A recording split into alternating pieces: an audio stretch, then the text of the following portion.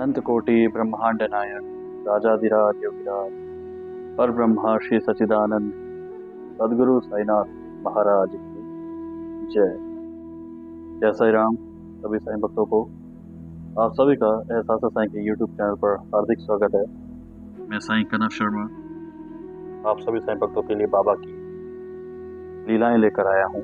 आप सभी साईं भक्त ये जानते हैं कि एहसास साईं के द्वारा एहसास साईं के YouTube चैनल पर श्री साईं की अद्भुत लीलाओं का वर्णन किया जा रहा है और बाबा की कृपा से आज जो मैं आप सभी साईं भक्तों को लीला सुनाऊंगा वो लीला होगी 12 यानी कि 12th लीला, 12वीं लीला मैं आपको बाबा की यहाँ पर सुनाऊंगा। और लीला को सुनने से पहले बाबा की आप सभी साईं भक्तों से मेरा निवेदन है कि एहसास साईं के YouTube चैनल को ज़रूर सब्सक्राइब करें, क्योंकि चैनल को जब तक आप सब्सक्राइब करेंगे ही नहीं तो वीडियो की नोटिफिकेशन आपके पास आएगी कैसे। अगर आप बाबा की लीलाओं को सुनना चाहते हैं, क्योंकि ये वो लीलाएं हैं जो सन 1918 से पहले बाबा अपने भक्तों के साथ किया करते थे। बाबा की लीलाओं को सुनने के लिए आपको चैनल को सब्सक्राइब करना होगा, बेल आइकन को प्रेस करना होगा। आज जो मैं आप सभी साईं भक्तों से लीला डिस्कस करूंगा, जो लीला आपको मैं बताऊंगा बाबा की, वो बहुत ही प्यारी और बहुत ही खूबसूरत लीला है। और वाकई में वो लीला ऐसी है कि उस लीला में ये दर्शाया है कि बाबा के वचन कभी असत्य नहीं होते, बाबा के वचन हमेशा सत्य निकलते हैं। तो ये लीला है बाबा के एक भक्त जिनका नाम था हरिभाऊ कार्निक। आपने ये नाम सुना होगा क्योंकि इसका वर्णन श्री साईं सचरित्र अध्याय 33 में किया गया है। अब आपको मैं थोड़ा सा याद भी करवाना चाहूँगा, क्योंकि जिन जिन साईं भक्तों ने श्री साईं सचरित्र का पाठ किया है उनको कथा याद आ जाएगी कि जब हरिभाऊ कार्निक बाबा के तो वो भक्त थे ही, और जब वो शिरडी गए थे तो उस समय उन्होंने नई सैंडल पहनी। अब आपको याद आ गया हो, नई सैंडल पहनी थी। और नई सैंडल जब उन्होंने बाहर द्वारका माई के उतारी, बेशक वो बाबा के दर्शन जरूर कर रहे थे, लेकिन उनका ध्यान नई सैंडल की तरफ ही था क्योंकि वो नई थी। तो जैसे ही वो बाबा के दर्शन करने के बाद वो बाहर आए तो क्या देखते हैं, उनकी सैंडल चोरी हो गई। अब वो जब सैंडल चोरी हुई तो वो बहुत ही निराश हुए कि नई सैंडल थी उनकी, वो चोरी हो गई। तो वो अपने निराश मन से ही घर को चले गए। उस समय वो शिरडी में ही रहते थे। इतने में ही उनके कानों में एक आवाज सुनाई पड़ी, हरी का बेटा जरी का फेटा, हरी का बेटा जरी का फेटा। ये उनके कानों में आवाज सुनाई दी।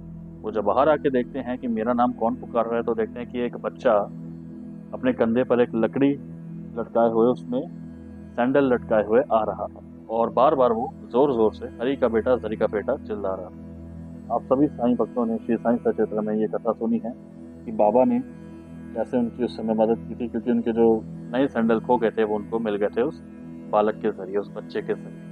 तो आज जो मैं लीला का वर्णन करने जा रहा हूँ, वो लीला आप समझ गए होंगे किनकी है। वो लीला है हरिभाऊ कार्निक।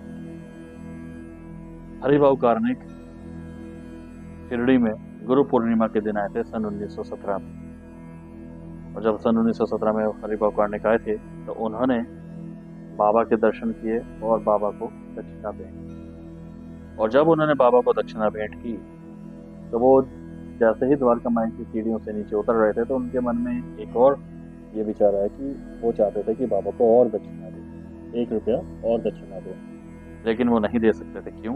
क्योंकि बाबा ने उनको जाने की इजाज़त दे दी थी, आज्ञा दे दी। और बाबा की इजाज़त के बिना कोई भी द्वारका माई में कदम नहीं रख सकता था। बाबा ने अगर कह दिया कि तुम यहाँ से जाओ तो उस भक्त को जाना ही पड़ता था। वो भक्त दोबारा द्वारका माई में नहीं आ सकता था। तो इसलिए हरिभाऊ कार्निक भी द्वारका माई में नहीं आ सकते थे। तो वो नासिक के लिए उन्होंने प्रस्थान किया। जब वो नासिक पहुंचे तो वहां पर उनकी भेंट नरसिम्हा महाराज जी से हुई।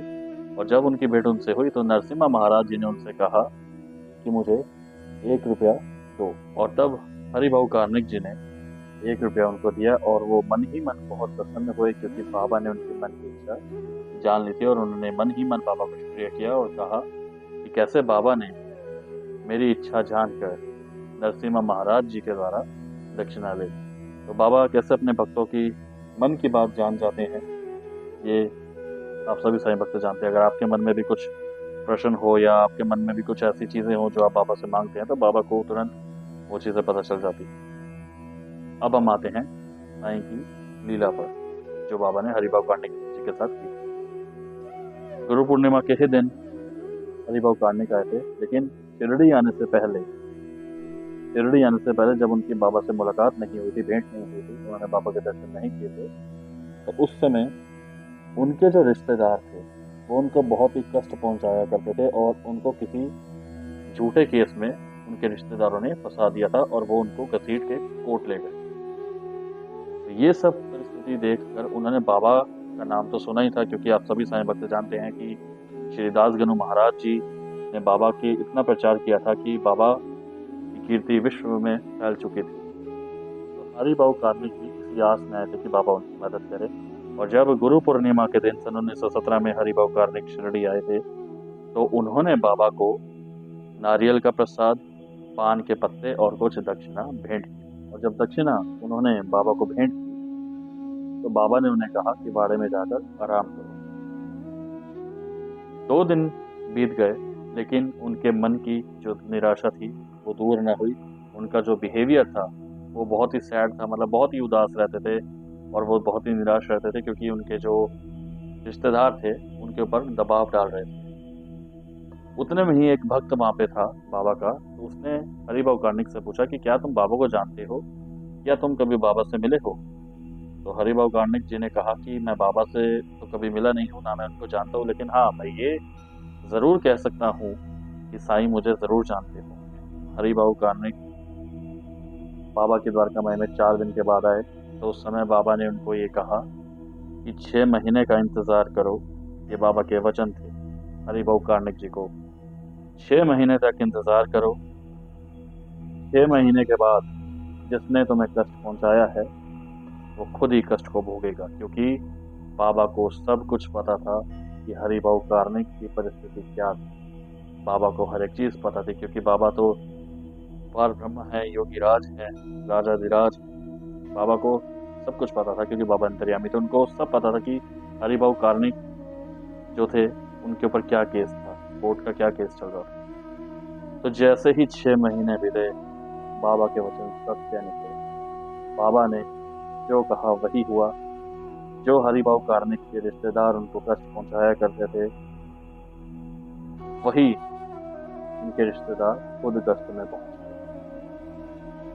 क्योंकि देखिए, बाबा ने हरिभाव कार्णिक से पहले ही कह दिया था कि 6 महीने का इंतजार करो। अब खुद आप सोचिए कि बाबा को 6 महीने, आने वाले 6 महीने में क्या होने वाला वो भी ज्ञात हो गया। तो आप खुद सोचिए कि बाबा को हमारे आगे जीवन में जो चीजें आएंगी वो कैसे नहीं पता हो, क्योंकि बाबा कभी भी अपने भक्तों का बुरा नहीं करेंगे, ना कभी होने देंगे। बाबा को हमारे भविष्य के बारे में सब कुछ पता है, और अगर आने वाला समय हमारा बुरा होगा तो बाबा उसको ठीक कर देंगे। यही बाबा है। तो ये साईं की लीला थी जो हरिभाव कार्णिक के साथ बाबा ने। मैं आशा करता हूँ आप सभी साईं भक्तों ने बाबा की लीला का ध्यान पूर्वक मनन किया होगा, और ऐसे ही आप साईं भक्त बाबा की लीला को सुनते रहिए, क्योंकि ये लीलाएं आप सभी साईं भक्तों के लिए ही यहाँ पर मैं बता रहा हूँ। और ये लीलाएं सन 1918 से पहले बाबा ने अपने भक्त के साथ की थी। अभी तो आगे और अनगिनत लीलाएं हैं बाबा की जो आनी है एहसास साईं के यूट्यूब चैनल पर। और आगे की लीला, यानी कि अगली लीला 13th लीला बाबा की जो होगी, वो बाबा की इच्छा से रविवार को जो है ठीक सुबह 11 बजे ही रिलीज की जाएगी। क्योंकि साईं की लीला साईं ही जाने। बाबा भली कर रहे हैं।